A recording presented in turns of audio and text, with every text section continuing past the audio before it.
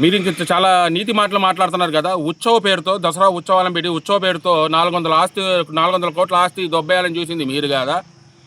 బందర్లో ఉన్న దేవాలయం గుడి స్థలాలు గొల్లపూడిలో ఉంటే, గొడుగు వెంకటస్వామి దేవాలయాలు ఇక్కడ ఉంటే 400 కోట్ల ఆస్తి మీరు దోచేయడానికి చేసింది వాస్తవం కాదా?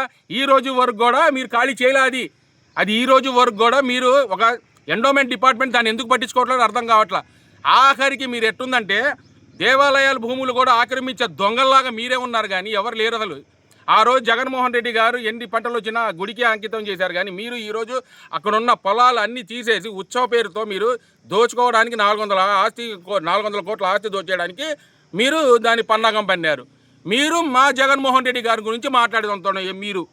మీరు ఎంపీ మరి ఎంపీ మెంబర్ ఆఫ్ పార్లమెంట్ కదా. మీరు చాలా గౌరవప్రదమైన పదవిలో ఉన్నారు. మీరు మాట్లాడేది చాలా కరెక్ట్గా మాట్లాడారు చిన్ని గారు. మీరు ఏదో మాట్లాడితే ఏదో మేము వింటున్నామని మీరు అనుకుంటే ఎట్టా? ఇవన్నీ ఎందుకు చెప్తున్నాను తెలుసా? అసలు ఈ మొత్తానికి కనబడని క్రిమినల్ ఎవరో తెలుసా మీకు? ఈ మొత్తానికి 164 మెంబర్ల కనబడని క్రిమినల్ ఎవరో తెలుసా? చంద్రబాబు నాయుడు. ఎవరు అంటారు కదా, కనపడని రెండు సింహాలు, కనపడని మూడో సింహం అని పోలీసు వాళ్ళు చెప్తారు. ఈ 164 తెలుగుదేశం పార్టీలో మూడో క్రిమినల్ ఎవరంటే, కనబడి క్రిమినల్ ఎవరంటే చంద్రబాబు నాయుడు. ఈ చంద్రబాబు నాయుడు ఏం చేయడు, మొత్తం వెనక నుంచి హస్తం నడిపిస్తాడనమాట. కానీ వేరే వాళ్ళ మీద నెట్టేస్తారు. ఆయన చిత్తహస్తుడు అనమాట. మామని వెన్నుపోటు చంపేశారు. లక్ష్మీపార్వతినేమో పాపం ఇది వ్యక్తిగతం ఏదో అన్నాడు పాపం అతన్ని. చిరంజీవి గారినేమో బ్లడ్ అమ్ముకుంటాడు అన్నాడు. ఇంకోటి ఏంటంటే మన ఇది పరిటాల రవి గుండు కొట్టించాడని చెప్పింది కూడా చంద్రబాబు నాయుడు. అసలు ఎవరికి తెలియదు, చంద్రబాబు నాయుడు చెప్పేదాకా ఎవరికి తెలియదు. ఇవన్నీ చేసి ఈరోజు జగన్మోహన్ రెడ్డి గురించి గొడ్డలేని చెప్పడంలో మీరు చెప్పేటట్టు జూజూబీలాగా ఉందన్నమాట. మీరు ఎంత అని చెప్పినా మీరు కామెడీ యాక్టర్లకు తప్ప దేనికి పనికిరారండి. ఎవరు చిన్ని గారు, మీరు ఎంతవరకు మట్టి స్కాము, లిక్కర్ స్కాము, ఇంకా చెప్పాలనుకుంటే లిక్వర్ స్కాము, ఇవన్నీ మీరు అసలు ఈ రోజు వరకు కూడా అంట యాక్చువల్గా మట్టిలో దాంట్లో ఇప్పుడు దాకా గవర్నమెంట్కి ఒక సొమ్ము కూడా వెళ్ళలేదు, అంతా మీ దగ్గర నడుస్తుందంట. మీ యొక్క పిఏ ఎవడో కిషోర్ ఉన్నాడంట కదా, అతని ద్వారా వెళ్తున్నాయంట డబ్బులు.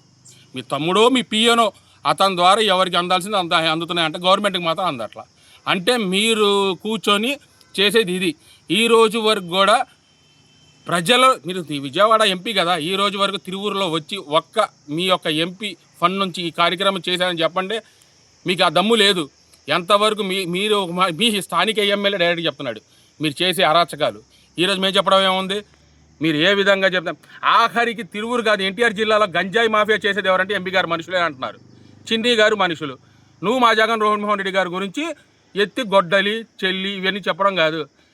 ముందు నీ ముడ్డి కింద ఉన్నాయన్నీ మొత్తం తుడుచుకో, తర్వాత ప్రజల గురించి ఆలోచించదు. కానీ ముందు ప్రజలు నేను చేయలేవు కదా, నువ్వు నీదైనా చూసుకో. ఎందుకంటే రాబోయే రోజులు ఎట్లా అంటే ప్రజలందరూ అనుకుంటున్నారు ఎప్పుడు ఎలక్షన్స్ వస్తాయి, 2029 ఎప్పుడు వస్తుంది, ఎప్పుడు ఇట్లాంటి సన్నాసులను ఎప్పుడు తొలియాలి అని చెప్పేసి ప్రజలు అనుకుంటున్నారు. ఇంకోసారి జగన్మోహన్ రెడ్డి గురించి కానీ, రాజశేఖర రెడ్డి గురించి కానీ, వైసీపీ నాయకుల గురించి కానీ తక్కువ చేసి మాట్లాడితే, ఇంతకంటే ఘాటుగా మాట్లాడే విషయాలు ఇంకా చాలా ఉన్నాయి.